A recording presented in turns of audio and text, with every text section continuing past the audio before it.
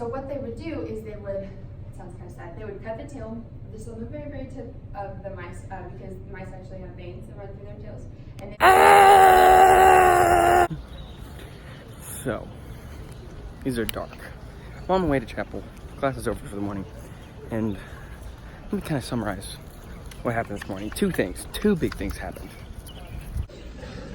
Reading coming from John chapter 13 and verse 1. Now before the feast of the Passover, when Jesus knew that his hour had come to depart of this world to the Father, having loved his own who were in the world, he loved them to the end. He had every reason to get discouraged, to think about what wasn't transpiring in his setting rather than what was, and yet he stayed faithful to God, his Father. He stayed faithful to the cause.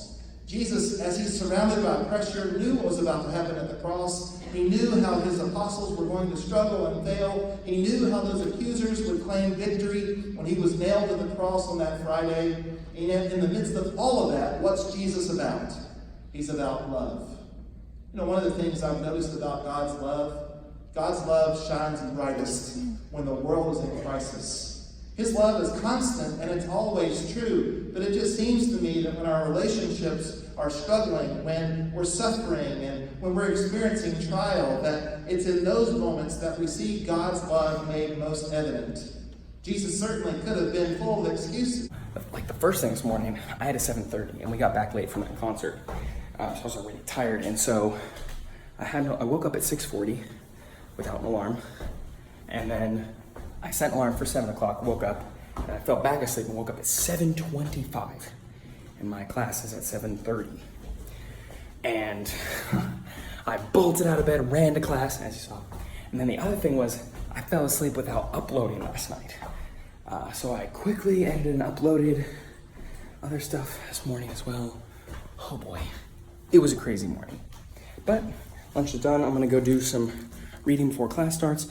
Bought some cookies to help support one of the families here at Free that lost one of their kids that was a student here. So I'm glad I can support them. And ready for my last class of the day. There's a storm a-brewing. Oh no. I have survived. The day's over.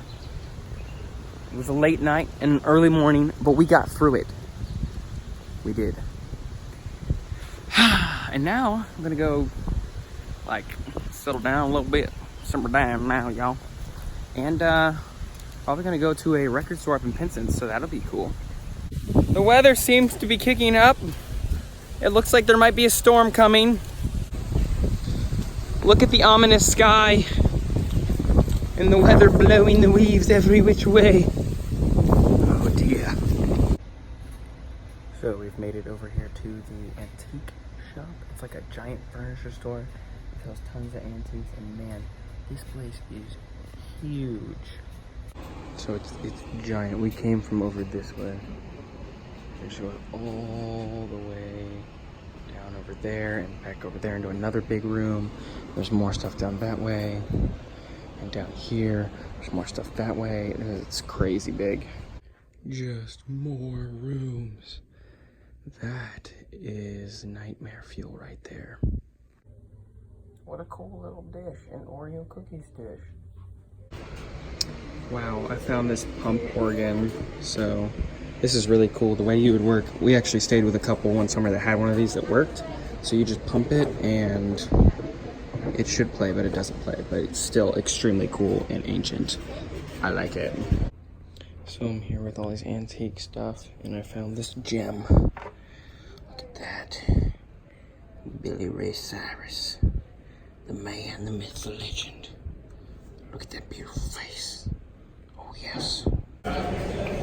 Hey, Madison, do you want some Adobe rubbed roast beef? Of course. Double bubble trouble. Oh, look at the beautiful sky. It is glowing with the, it's not called crispecular, but it's close to crispecular rays. They're beautiful and amazing. And perhaps the reason why is because we realize that following Christ costs us something. You see in Matthew 19 where Jesus comes to the rich young ruler really comes up to Christ. And he says, what do I need to do to inherit eternal life? He says, well, keep the commandments. And he goes on this discourse with him, and he says, well, I've done all those things since my youth. I must be pretty great, maybe. Maybe that's the idea that the rich young ruler has. Look what I've done. Look how great I am. And so he says, well, if you want to be perfect, what?